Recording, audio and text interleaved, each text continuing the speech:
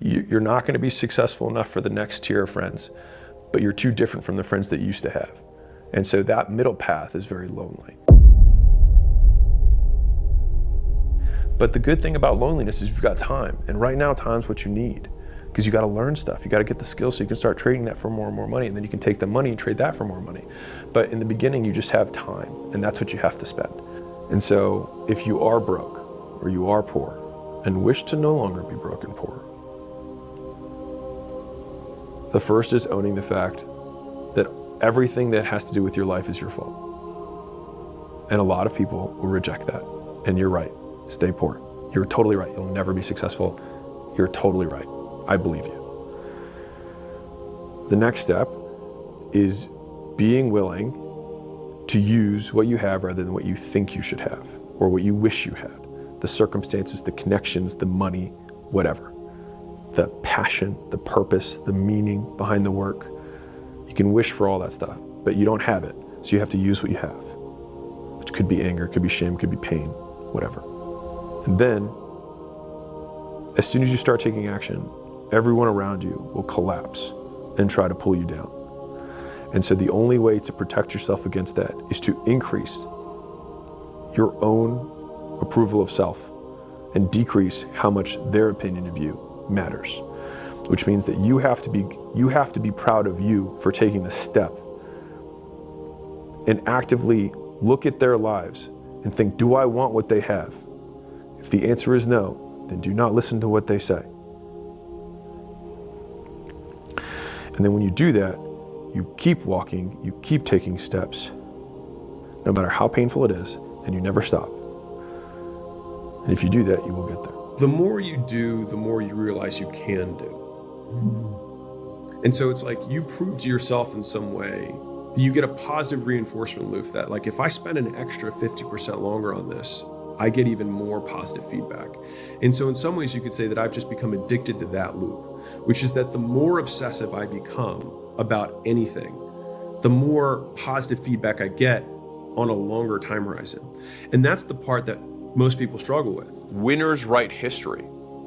But here's the cool part, is that if you win and when you win, you get to have a revisionist history of your own life. Like, you can basically rewrite your own history so that you can make it whatever you want. There's this line that I heard David Goggins say, I'm David Goggins, bit. I remember him saying it, and I thought to myself, like, you want to be able to say that in the mirror to yourself and not laugh at yourself. Mm-hmm. And the only way that I can do that is know that when no one's watching, I work harder than when they're watching.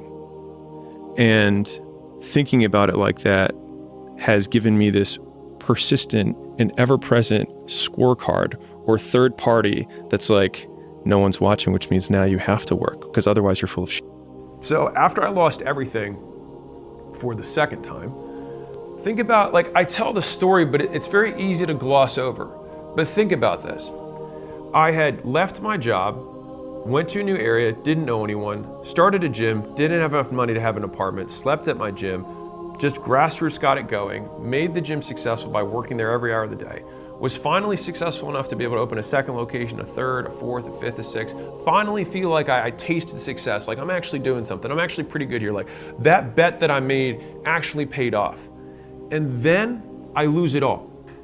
And so I sell all those locations, I put the money in a new thing, and then it's gone. And so I could look back and say, wow, I just spent all those years and I actually have nothing to show for it. The only thing I would have had to show was the money that I made. And so one of the other repeated fatherisms that he gave me was that education is the only thing that no one can take from you. The skills you have, the skills you acquire along the way are the only thing that are truly yours. There's nothing else in this world that actually belongs to you. Your clothes can get stolen, the belongings you have. If you suffered from racial inequality, if you suffered from gender inequality, if you suffered from being born in Bangladesh, if you were abused your entire life, you would be completely justified in the fact that you are not achieving the things that other people who didn't have those disadvantages have achieved. And I say this as a white guy who was born in America to a doctor father. I understand that. But to the same degree, you have the opportunity that Chris nor I have, which is that you can be an inspiration to people who went through the same thing and succeeded, despite those circumstances. Because I can promise that there is somebody who has had it worse and has done it better. And I think that one single point of proof, and like there's a global point of proof that you can look for sure, but like you can be that very local point of proof in your community or sub-community. And I think as soon as we shed that, that's like, I'm a big fan of power follows the blame finger. So like wherever you point the blame finger is where the power follows. And so it's like if you point it at the government has the power. If you point it at your spouse and say like it's their fault that I'm not in shape, it's their fault, they never let me do anything, it's like, well, you're giving them all the power. And so it's like until you're like it's my fault, it also becomes my responsibility. What is? What if it's not your fault? It doesn't matter. And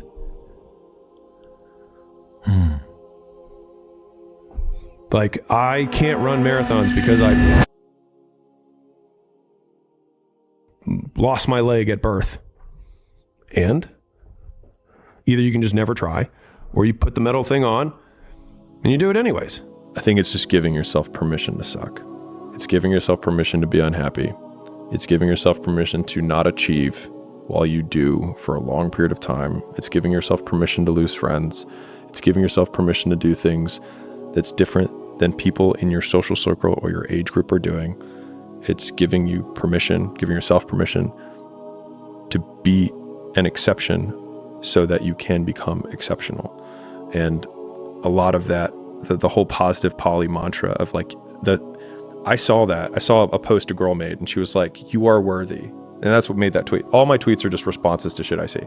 And so this girl was like, I say this to myself in the morning, like, you are worthy, you are amazing, you are a goddess. And I was like, you're not a goddess because you don't control me. And you don't have the things that you want. You keep thinking that you saying that you're worthy is going to somehow make it true. But like the way that you know you're worthy is that you have it. That's it. Like that is the litmus test. Are you worthy of $1 billion? Well, are you a billionaire? No, then you're not worthy. And so just like, I think we have these things, it's just like you're unbalanced. It's like, you're not worthy. There's these things that we're programmed to say, oh, that's bad. You have to tell everyone they're worthy. Everyone's beautiful. No, if everyone are beautiful, then no one's beautiful. And yet again, we're back at square one. And so it's I guess, drinking the tonic. It's going through the shit, which is honestly the boring stuff that no one wants to do for an extended period of time. And accepting that you suck and that it is okay, because the first step is accepting that you suck so that you can do the second step, which is doing something about it. The people who, mean a lot to you, won't remember you to a degree. Sure. Whenever I have my harder times, that's my like reminder to self of the absurdity of it all, which is like, someone's going to argue over what appetizer they're going to serve when I die.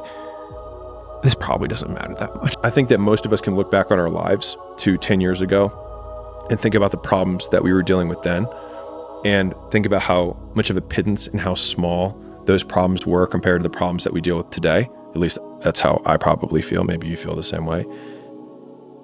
And so I then think, okay, well, if I feel that way about the problems that I had 10 years ago, then 10 years from now, Alex will look back at the problems that I'm dealing with today and feel the same way. And so if he feels that way then about the problems that I have now, then the only difference is the perspective that he has that I don't have.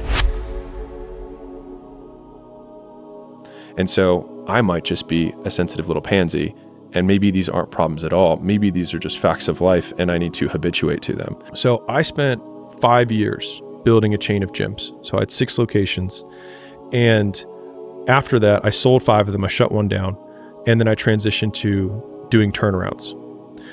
In the transition between shutting my gyms down, I got a big payday because I sold my 5 gyms. Big for me, relative. I took all that money and I put it into the next thing. The partner that I had in that next thing ended up taking the money and disappearing, filing bankruptcy, and sending it to his girlfriend in Sweden. I couldn't make this up. So there was no way I could get the money back, and he had filed bankruptcy. There's no course of action for a lawsuit. And so a lot of people would probably go through that mental situation and think, and I went through this, was thinking, I just wasted the last 5 years. Like I literally started a chain, like put everything into the second location, put everything in the third location, the fourth location, the fifth, kept going, right? I kept doubling down, and then I get my big payday and I put it all on black, and then it disappears with one spin of the roulette. And so here I am, and I'm like, I have nothing to show for the last 5 years of work. But then in the next 12 months, I made more money than I'd ever made in my entire life up to that point. The 5 years I made more profit the next 12 months than I made in the last 5 years times like 5. And it was because, and this is only, I was only able to realize this in retrospect, which is why I'm sharing it, which is that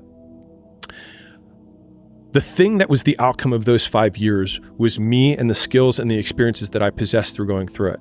And so whatever the next mountain that you're trying to climb is, of course it's going to be higher, but it's going to require you to go through the smaller mountains to get to that point. So, because the more able you are, the more able you realize you can become. And you will get way bigger outcomes from the things that you had, like the path that led you here, than you think you can.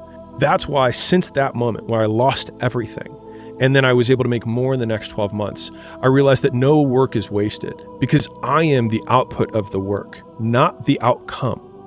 And that was one of the biggest frame shifts for me in never thinking that work is wasted, because the more I work, the bigger my work ethic, the more my work capacity increases. A lot of self-work can be summarized into thoughts aren't true, feelings don't require actions, things aren't good or bad, they just are. Our greatest enemy is ignorance. To change your life, change your surroundings. Our actions, not our pasts, define who we are. Success is a strange thing. Presumably we want success because we think a more successful life will bring us more happiness, meaning, and fulfillment. Here's the problem. We sacrifice the thing we want, happiness, for the thing which is supposed to get it, success. Failure can make you miserable, but I'm not sure success will make you happy. One of the most common traits amongst the high performers, mostly the men, they are electing to put themselves through hard things very frequently. Successful people see opportunity in every failure. Normal people see failure in every opportunity. Both are right, only one gets rich. We don't rise to the standards we have when others are watching. We fall to the standards we have when no one is watching. The only work that really matters is the work that no one sees. It shows you who you really are rather than who you say you are. A lot of the things that people want to get easily are only valuable because they're not attainable with ease, right? So if you end up trying to do this, if you did dial down the difficulty of achieving the thing that you say you want to achieve, you would no longer want it. And baked into the difficulty is the value of the thing. You want to do this because you think that it's good for you, because you believe that it's good for you, because you care about yourself. They want to have good outcomes from the things that they do in life. You don't need to lambast yourself because you don't do a thing that is perfectly designed to make you feel good. Okay, like you missed 3 days in a row. We get back on the horse, we go again. Discipline. Problems are a feature of life, not a bug. There will never come a time when you have no problems. What? Did you think that you would just wake up one day and you're going to cease having problems? Like completing a video game and leveling up to a map where there's nothing there.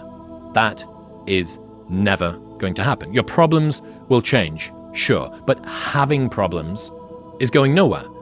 Dealing with problems is the cost of doing business as a human. It's not a personal curse on you. Because that's what you've been thinking about, the life, not think about your life. And I want you to start putting it everywhere. Now, the next thing I want you to do is I want you to know that if you have the ability, like I never forget, CJ was like, okay, E, you know what you're missing, that the big boy, all the big boy speakers, you know what you're missing? I was like, no. He was like, the New York Times bestseller. Now, I'm not telling you got to do it, but I'm saying that's what's missing. That's one of the, you know. You got it. You got it. And so he was like, first of all, do you want it? Do you want it? Don't do it because I'm saying you but need do it. you want it? And he could elevate you, but do you want it? And I was like, yeah, I want it. The next question becomes, what does it take to do it? These kids are so dope and they don't realize how dope they are. They did something with video games that we never did. They turned it into a career. You can make money. When I was playing video games, I hate to date myself, but joysticks, I know it's now, but when it was joysticks, you couldn't make millions doing it. Now, because of these kids, and they're taking this thing and giving it a life that it never had before. Anything you touch, when you know who you are, believe who you are, I got a PhD. I don't say that like on no bragging. I say that because If I got a PhD, that means I could have finished high school.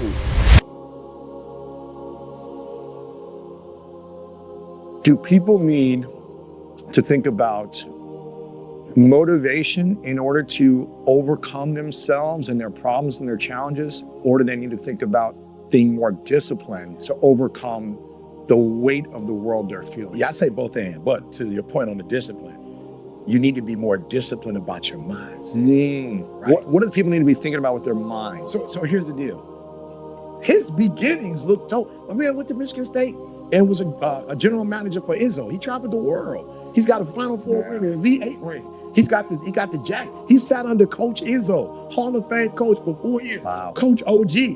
He sat under these guys. Like his boys, some of his boys went to the league. There's some of them still in the league. Like he got that because I didn't go. I quit because my dad did. So I quit. I give up. This is the worst thing ever happened. I was like, You alluded a little bit about, this version of you is kind of speaking to your 16-year-old self and saying like, here's what you need to do. Stop doing that, start doing this. Like whether that was you in the future or God speaking to you in the future. Like, hey, this is what your higher self needs you to do right now. What do you feel like God is speaking to you now, or your future self is saying to you now, for the wisdom you need to hear to take you to the next level? This is what God is saying. You spent all of your mature life pouring into people who can't do a whole lot for you. It was the day Coach said to me, this is why I've been trying to train you, because I wanted you to be the best father you could be. Yeah. And so you miss some classes, you miss some lessons. Your son is here now. He needs the best version of you. Wow. We can't repeat the mistakes of the past. And so I need you to hurry up. And so when Jalen was born, from that day forward, I remember when he was born, I held him. And it was kind of like he looked at me like, you the person that's gonna take care of me? Wow. And that was the day. And this is what a lot of you are running from. It's the R word. And I get it because it's tough. Responsibility. That was the day where it's like, you gotta be responsible for somebody else. Yeah. You cannot. It reminds me of him when I travel. It's like greatness, great. So you wouldn't be watching, you wouldn't be locked in. Something in your spirit has you tuned into this man because you know you're great. Now you got to say to yourself, am I willing to cooperate with the greatness that's in me? And then once you do, and you start consistently operating in that, you're going to feel good about it. Here's what you have to do. You have to understand, Andre DeShields, I think, said, the top of one mountain is the bottom of the next. Wow. So you get to the top of the mountain, but you understand the GED was just one. The 4th degree was just one. The master's was just, after the PhD was the New York Times. After that, it's the assessments, it's the training, it's the coaching. I'm in masterminds. I'm my ticket out of the neighborhood, or I'm the broken curse. Like whatever you want to call yourself. But the day I stopped saying my mom, my dad, this person, the police, the day I stopped doing that, the day I said, do you think any mean to do it or not, you give them the keys to your life.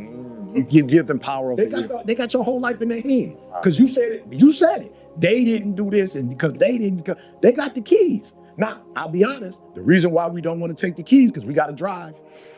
We got to drive. Scary. And I told you, today I was like, I got too much to do. I normally drive. I'm like, I got too much to do. And it felt good to be in the car driven. It felt good. Yeah. Like I'm on the phone talking to my wife. We having worship, doing our thing, making a couple business calls. Like I don't have the responsibility of, okay, and based on the research and the evidence, this is the game plan.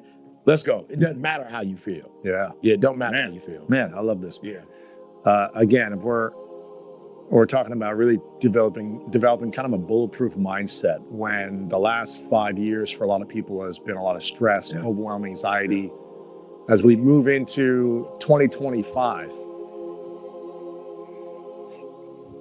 in order to have a more powerful, resilient mindset, how important is it for not just me and you, because I already know the answer for me and you, how important is it for everyone to have mentors in their life?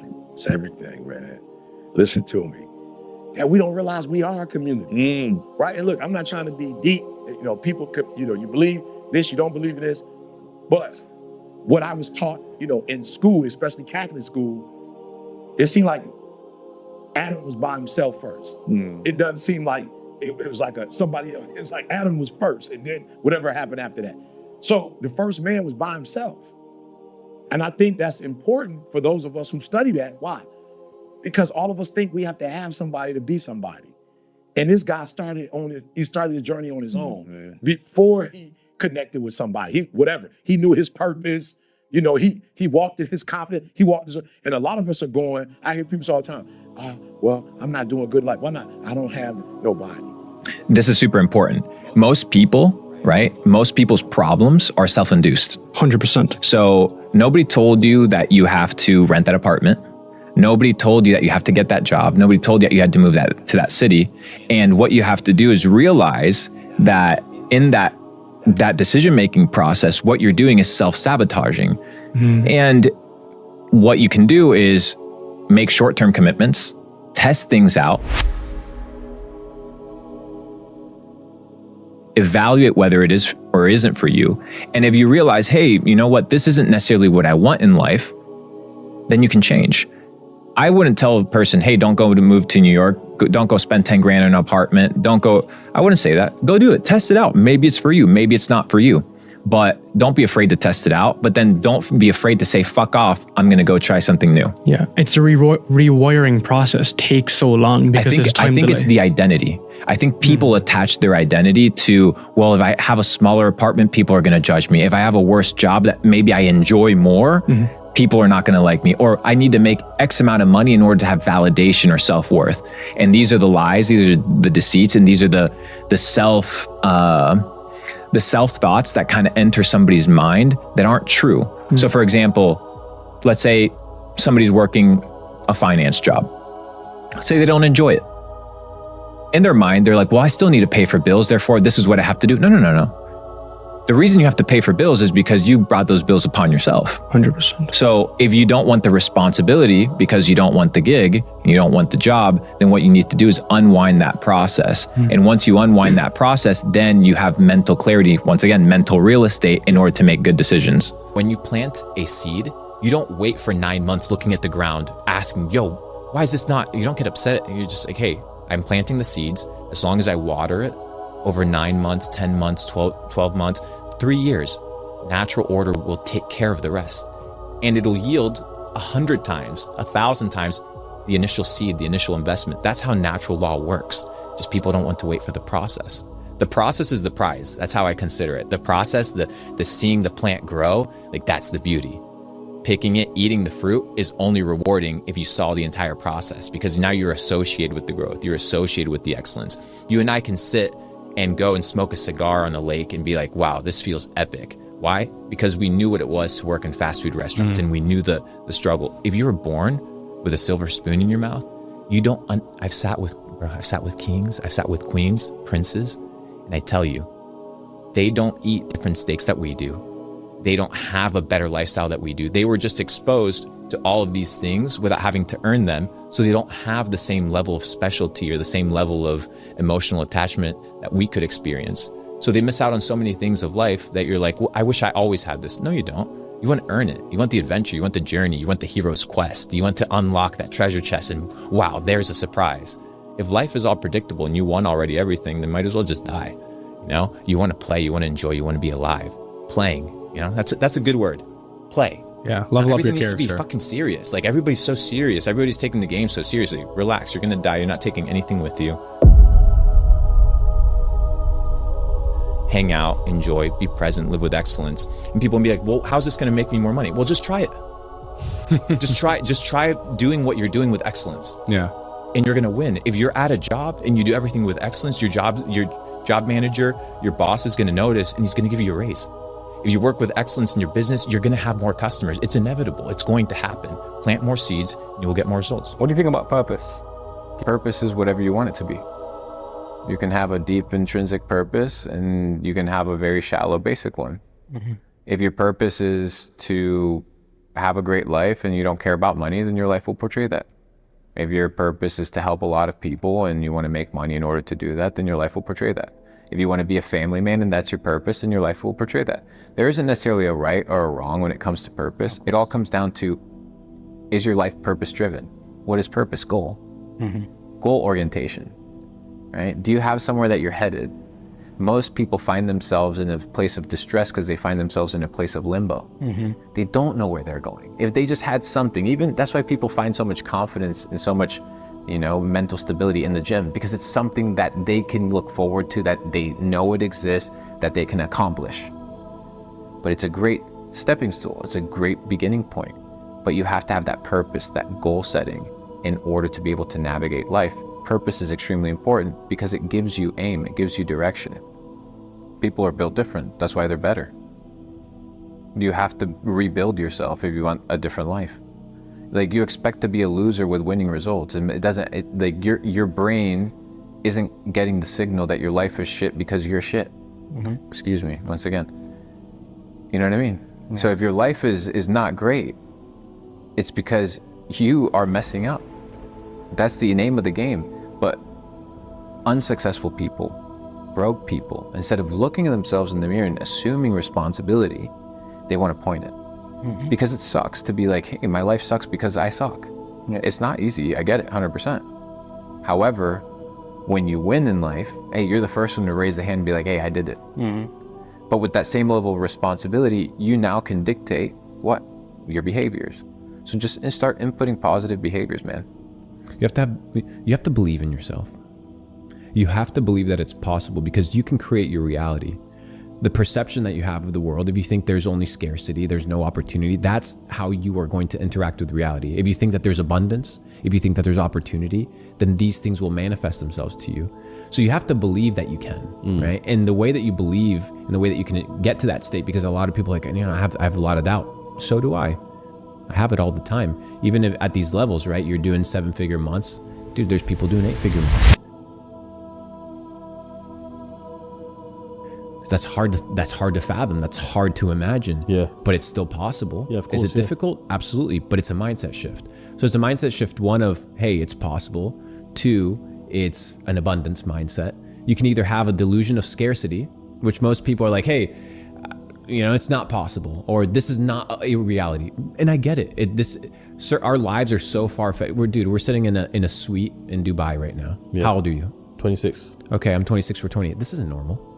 This isn't normal. So like, I get it. Like, I get it. The people that are listening and watching, and they're like, bro, is this actually real? It's funny though, because to us it's normal, because we've lived this for a while. Because it's become the reality that we created. Yeah. Because it's the mindset that we've been able to determine, achieve, and establish. Yeah. However, for the average person, they may not see it. And I get it, because you have to have a delusional mindset. Yeah. You have to be so far out there to believe that it's possible. Because I assume you come from the trenches just like me. Yeah. So it's like, it's the same perspective. It's the same perspective. It's like you grow up, people are broke. I look at all my high school buddies. They're working very low paying jobs. Some of them committed suicide. Some of them are divorced. Like, I get it. Like, life isn't easy, but you can create the delusion of scarcity or the delusion of abundance. And I just decided to create the delusion of abundance, that it was possible, that I could make more money, that I could build better networks, that I could actually provide value to people. And as time went on and I gained more experience, and as I became more developed, these opportunities began to show themselves to me. And it doesn't take long to reverse bad decisions. That's what a lot of people don't realize. When you go to the gym, you need to understand, like, everything in life and initially feels like bad reinforcement. You start going to the gym, you feel weak in order to become strong. You go to the library, you read, you don't understand, you feel stupid in order to become smart.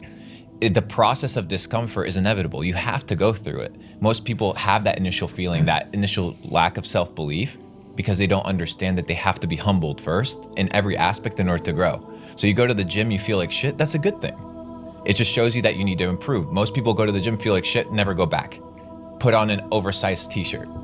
Problem covered. No, it's not the problem, it's not covered. You need to go through that parallel problem solving. You solve it, and then you get the reward. Every aspect of life has it. The only reason you have a 9 to 5, people are like, well, I have responsibilities. You establish these responsibilities on yourself.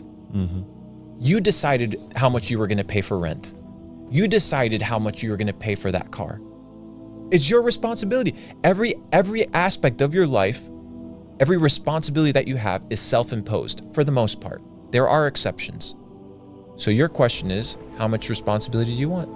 Look at a fucking dog, bro. 0 responsibilities. Lives happy as hell. True. There's an ancient proverb that says, walk like a turtle, sleep like a dog, and you'll be happy. Winning is about accomplishing your goal. If you say you're going to accomplish it, if you accomplish it, you win. If you don't accomplish it, you lose. That's it. No philosophy, no science. If you say you're going to do something, you don't do it, you lost. You're a loser until you do the winning habit, until you perform the winning behavior, and until you receive the winning outcome. Winners win, losers lose. It's very simple, bro. You do it or you don't do it. You're just responsible for what you do. You're responsible for how you act and how you react to situations that come your way. You'd be surprised how much a good attitude controls a situation, how much control you have of a room and an environment based off of your behavior and your tendency. Somebody always sets the tempo, right? So are you responsible for how other people operate? No, not at all. But can you inspire people to operate a specific way? Absolutely.